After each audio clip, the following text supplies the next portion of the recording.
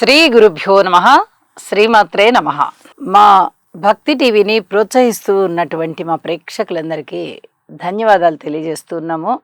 15 ఫిబ్రవరి నుంచి 21 ఫిబ్రవరి వరకు గల కాలానికి రాశి ఫలితాలు ఎలా ఉన్నాయో తెలియచెప్పుకోబోతూ ముందుగా గ్రహస్థితులు తెలియచెప్పుకుందాం. మిథున రాశిలో వక్రించిన గురువుగారు, కేతు వచ్చేసి సింహరాశి, కుజ చంద్రులు ఇద్దరు కూడా మకర రాశి, శుక్ర రాహు రవి బుధ వీరి నలుగురి సంచారము కుంభరాశిలో ఉంటూ ఉండగా, ఇక మీన రాశిలో శనిగారి యొక్క స్థితి. వారాంతానికి వచ్చేటప్పటికి చంద్రుని యొక్క స్థితి సంచారము మేషరాశిలోకి వెళ్ళింది. ఇక మిగతా గ్రహాలన్నీ కూడా అలాగే ఉన్నాయి. గ్రహ సమ్మేళనాల యొక్క ఫలితాలు ఏమిటి అంటే, శుక్ర రాహు రవి బుధ 4 గ్రహాలు కూడా కుంభరాశిలో ఉంటూ ఉన్నాయి. ఇందులో రవి రాహు శుక్ర రాహు ఫలితాలని మనము చాలా స్పష్టంగా తెలియజెప్పుకోవాలి. అవి చాలా ముఖ్యమైనవిగా కూడా తెలియజెప్తున్నాను. వివాహేతర సంబంధాల విషయంలో అధిక జాగ్రత్తలతో కూడి ఉండాలి. అలాగే వివాహ బంధాల విషయంలో కూడా భార్యాభర్తల మధ్య పొరపచ్చాలు రాకుండా, అభిప్రాయ భేదాలు పెరగకుండా చూసుకోవాల్సి ఉంటుంది. ఏ ఇద్దరు వ్యక్తుల మధ్య ఆప్యాయత అనురాగాలు పెరిగినా వాటిని ఏదో విధంగా పాడు చేసేటటువంటి లక్షణం ఇక్కడ రాహు గారికి ఉన్నది కాబట్టి ఈ విషయంలో కూడా అధిక జాగ్రత్తలు తీసుకోవాలి. ఇది చాలా చాలా చెప్పదగినటువంటి సూచన. అలాగే వినికిడి సమస్య ఏదన్నా ఉండేటటువంటి అవకాశం ఉంది. పితృవర్గ రీత్యా చిన్నపాటి దోషాలు కనిపిస్తూ ఉన్నాయి. పితృవంశంలో ఈ దోషాలు ఏర్పడి ఉన్నవారికి ఇప్పుడు అది జన్మజాతకంలో కనిపిస్తుంది, ఇక్కడ గోచారంలో కూడా కనిపిస్తోంది. కాబట్టి రవి రాహు స్తోత్ర పారాయణాలు చేసుకోవాలి.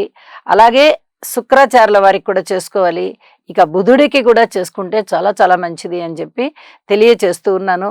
తప్పనిసరిగా రాశితో సంబంధం లేకుండా, నక్షత్రంతో సంబంధం లేదు, తప్పనిసరిగా ఇది ప్రతివారు ఆచరించడం అనేది వారి వారి యొక్క ప్రశాంత జీవితానికి దోహదపడుతుంది అని చెప్పి తెలియజేస్తూ ఉన్నాను.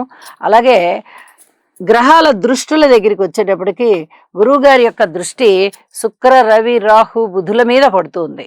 ధనయోగాలు బాగా పెరుగుతాయి. అడ్మినిస్ట్రేషన్ కెపాసిటీ బాగా పెరుగుతుంది. అలాగే నాలెడ్జ్ బాగా పెరుగుతుంది. విద్య బాగా వస్తుంది.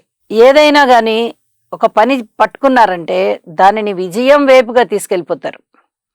అలాంటి పరిస్థితి కనిపిస్తోంది.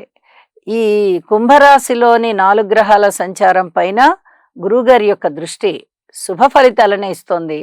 అయితే ఇది శుభాశుభ మిశ్రమం అన్నమాట. ఇటు శుభ ఫలితాలు ఉంటాయి గురువుగారి దయ వల్ల, ఆశీర్వచనం వల్ల, దృష్టి వల్ల. అటు అశుభ ఫలితాలు కూడా ఉంటాయి రాశిలో 4 గ్రహాల సంచారం వల్ల. కాబట్టి రెండిటినీ కూడా సమతౌల్యంగా తీసుకోవాల్సిందిగా మా ప్రేక్షకులందరికీ తెలియజేస్తూ ఉన్నాను. ఇక కుజ చంద్రుల యొక్క కలయిక ఇక్కడ జరుగుతూ ఉంది. మకర రాశిలో కుజుడు ఉచ్చలో ఉన్నారు. చంద్రుడు కుజుడితో పాటు కలిసి తన రాశిని చూసుకుంటూ ఉన్నారు. అయితే ఈ కుజ చంద్రుల కలయిక చేదు పదార్థాలకి సంబంధించి ఏవైనా వ్యాపారాలు చేసేవారికి బాగుంటుంది. అలాగే తల్లిగారి పట్ల కొంచెం ఏదో ఒక వ్యతిరేక భావన ఏర్పడడమో, లేకపోతే అమ్మే కదా అనే ఒక అలుసు ఏర్పడడమో, ఇలాంటివి కొంచెం తేలిక భావాలు ఏర్పడడానికి అవకాశం ఉంది. కొన్ని రకాల జాగ్రత్తలు తీసుకోండి. మాతృవర్గ రీత్యా అలాంటి ఆలోచనలు అయితే అసలు ఉండకూడదు. వ్యాపార రీత్యా వ్యాపారం బాగానే ఉంటుంది, కానీ న్యాయబద్ధమైన వ్యాపార మార్గంలో వెళ్ళండి. ఇక్కడ ఎక్కడా కూడా ఆలోచనలని అతిగా తీసుకొని వెళ్ళద్దు. ఇది చాలా చెప్పదగినటువంటి సూచనగా తెలియచేస్తూ ఉన్నాను. ఇక రాసుల్లోకి వెళ్దాం. సింహరాశి వారికి ఈ వారం రోజుల కాలంలోనూ 3 గ్రహాల యొక్క ఉనికి చాలా బాగుంది అని చెప్పచ్చు. అయితే షష్ఠ స్థానంలో కుజ చంద్ర పరిస్థితి చాలా బాగుంది. అలాగే లాభస్థానంలో గురుగారి సంచారం చాలా బాగుంది. 3 గ్రహాల యొక్క ఉనికి కూడా వీరికి ఉత్తమమైన ఫలితాలను ఇస్తూ ఉండగా, ముఖ్యంగా లాభాలతో కూడినటువంటి ఫలితాలే ఉంటాయి. అంటే మీరు ఏ పని చేసినా లాభదాయకంగానే ఉంటుంది. కుటుంబంతో చక్కగా మాట్లాడుతూ ఉన్నారనుకోండి, ఈ మాటల మధ్యలోనే కుటుంబ సభ్యులు మీకు ఏదో ఒక విధమైనటువంటి మానసిక ఆనందం కలిగించే మాటలు చెప్పవచ్చు. ఇది మానసికంగా చక్కటి లాభం అనిపిస్తుంది. అలాగే అన్నదమ్ముల సహాయ సహకారంలో కూడా మీకు ఏదైనా ఒక వెసులుబాటు కల్పించవచ్చు. మాతృవర్గ రీత్యా కూడా అలాంటి వెసులుబాటే రావచ్చు. ధన ఆదాయం ఉండవచ్చు. సంతానం పట్ల సంతృప్తి ఉండవచ్చు. ఇలాగే ఏదో ఒక విధమైనటువంటి లాభం, అది ధనముతో కూడుకున్నదే కాదు, మానసిక ఆనందం కూడా అవ్వచ్చు. ద్రవ్య లాభం అవుతుంది, ధనలాభం అవుతుంది, వస్త్రలాభం అవుతుంది, వస్తు లాభం అవుతుంది. ఏ రూపకంగా అయినా లాభాల బాటలో ఉంటారు.